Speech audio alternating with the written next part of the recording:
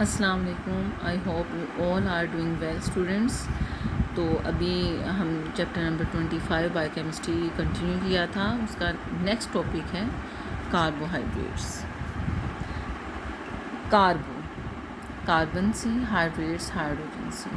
तो कार्बोहाइड्रेट्स ऐसे आपके पास कंपाउंड्स हैं, मरकबात हैं जिनमें कार्बन और हाइड्रोजन का होना तो कंपलसरी है कि वो होंगे तो ही कार्बोहाइड्रेट्स हैं। तो अभी देखते हैं आगे इनकी डिटेल। इनमें कार्बन, हाइड्रोजन, ऑक्सीजन के नासर शामिल होते हैं। Carbohydrates are naturally occurring chemical compounds which contain carbon, hydrogen and oxygen as compulsory elements। कुछ कार्बोहाइड्रेट मीठे जायके की वजह से नहीं हम आमतौर पर शुगर्स भी कहते हैं। जैसे आप चीनी ले लें, जैसे आप शुगर केन का जूस, गन्ने का जूस ले लें, रस ले लें, आप गंदम खाएं, थोड़ा मिठास आपको महसूस होती है। तो ये बेशुमार चीज़ें हैं जिनकी वजह से हम इनको शुगर्स भी कहते हैं।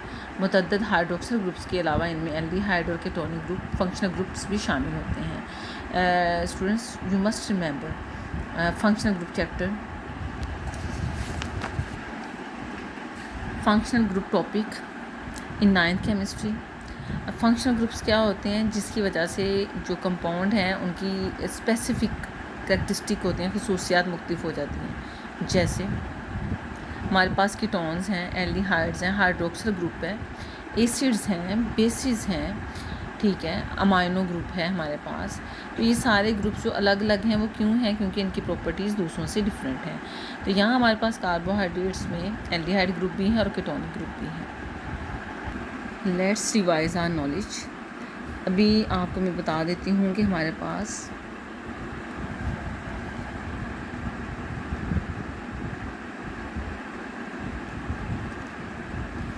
this is aldehyde because it has hydrogen on one side of the carbonyl group के साथ।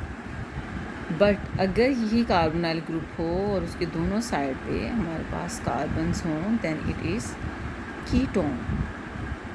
It's ketone not aldehyde. तो कुछ हमारी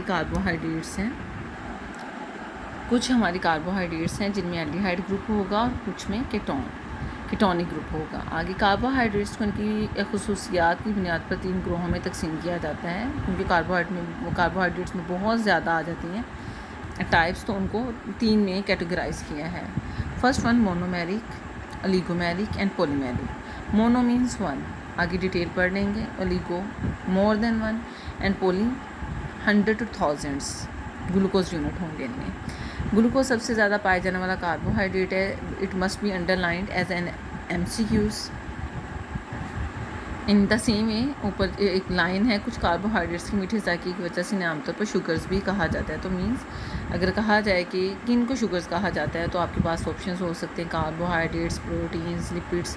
तो आपको समझ जाना चाहिए कि आपका ऑप्शन कौन सा होगा, कार्बोहाइड्रेट्स होगा।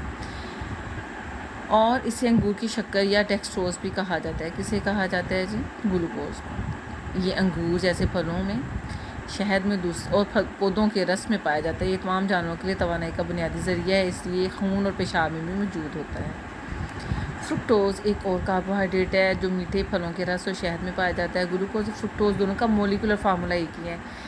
आपको याद होगा जब हमने स्ट्रक्चर फार्मूलाज पढ़े थे तो वहाँ पर जाकर हमें पता चलता है कि ग्लूकोज और फ्रुक्टोज़ भले उनका मोलेकुलर फार्मूला एक है C6H12O6, बट इनका स्ट्रक्चर डिफरेंट है जो इनको डिफरेंट करैक्टरिस्टिक देता है, खसूसियात देते हैं। क्यों?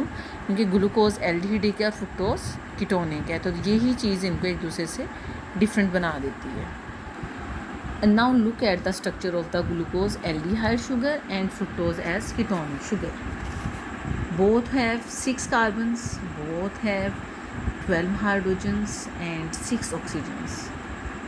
But structure देखें, the carbon in aldehyde double bond है जी, ऑक्सीजन है और एक साइड पे हाइड्रोजन है, वाइल द कार्बन नंबर 2 इनके फिर फ्रुक्टोज कीटोनिक शुगर, उसकी दूसरी साइड पे आपके पास कार्बन है और नंबर 3 पे भी कार्बन है। इट मीन्स कि उसके दोनों साइड पे कार्बन लगी हुई हैं, ऑक्सीजन का डबल बॉन्ड दरमियान में मौजूद है। यानी कार्बन 1, कार्बन 2, कार्बन 3 के ऊपर आपने फोकस करना है। कार्बन 1 CH2OH है, कार्बन 2 कार्बोनाइल ग्रुप है, उसके दोनों तरफ कार्बन है, एक तरफ CH2OH लगा है एज अ कार्बन 1, दूसरी तरफ कार्बन 3C, उसकी एक तरफ H है और दूसरी तरफ हाइड्रोक्सिल ग्रुप है।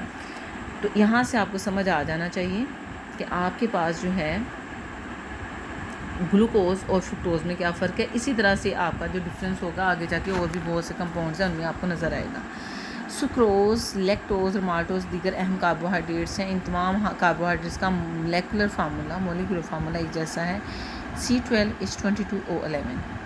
सुक्रोज गन्ने चुकंदर में पाया जाता है, माल्टोज डबल रोटी और दीगर अनाज में पाया जाता है, जबकि लैक्टोज दूध में मौजूद होता है।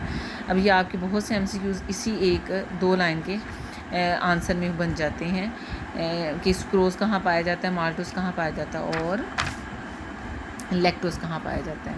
प्लस फार्मूला भी पूछ सकते हैं आपसे, सुक्रोज, लैक्टोज और माल्टोज का जो है मोलिकुलर फार्मूला क्या है, तो वो है C12H22O11। आगे आपके पास हैं जी इंटरेस्टिंग इन्फॉर्मेशन है। लैक्टोज बेकरी मसनूआत, बेकरी में क्या है जी, आपकी बेशुमार चीज़ें बनती हैं, केक्स हैं और आप बहुत से पफ्स खाते हैं और आपके पास रस्क हैं, ब्रेड्स हैं। उसके अलावा जो कमर्शियल लेवल पे मिल्क बनता है उसमें इस्तेमाल होता है, जो ज़्यादातर बच्चों के इस्तेमाल में आता है। सुक्रोज का अगर हम उलट देखें तो क्या है, ये एक रिड्यूसिंग शुगर है। कौन सी? लैक्टोज है। सुक्रोज रिड्यूसिंग नहीं है। निशास्ता, सेलुलोज तो अहम पॉलीमेरिक कार्बोहाइड्रेट्स की मिसालें हैं, उनका फार्मूला भी दिया हुआ है। यहाँ N शोज़ नंबर कितने मॉलिक्यूल्स लगे हुए हैं, उस हिसाब से यहाँ पर नंबर ऑफ़ कार्बन आइटम्स भी जब आप N से मल्टीप्लाई करेंगे तो ये हो जाएगा। निशास्ता, आलू, चावल और अब निशास्ता किसको कहते हैं? निशास्ता इज़ ऑल्सो कार्बोहाइड्रेट। आलू, चावल और दालों में पाया जाता है, जबकि सेलुलोज लकड़ी, कपास वगैरह जैसे पौधों के मादों में पाया जाता है।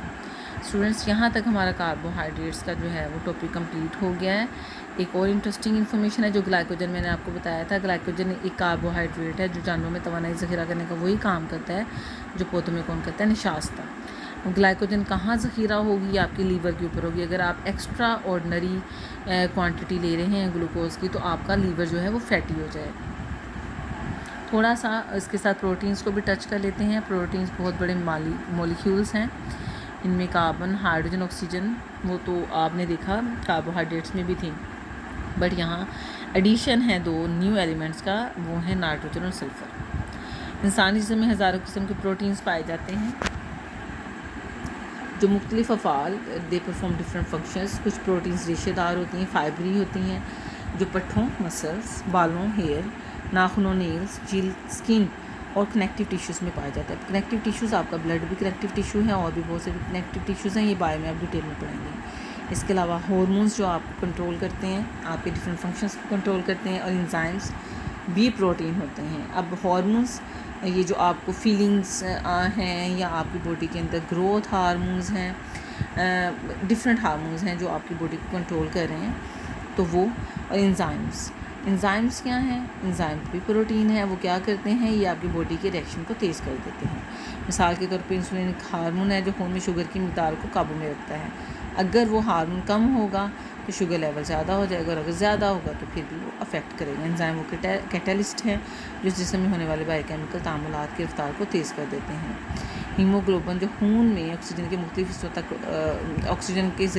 खून के ज़रिए ऑक्सीजन को जिस्म को मुख्तलिफ हिस्सों में पहुंचाता है, वो भी प्रोटीन है।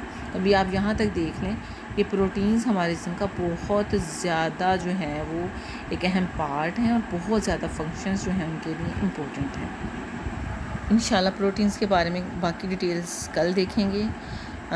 लेसन अच्छी तरह से याद कीजिएगा। कोई क्वेश्चन हो तो प्लीज़ ज़रूर पूछिएगा। आपकी टीचर हमेशा आपके लिए अवेलेबल है। सी यू सून इंशाल्लाह। अल्लाह हाफ़िज़।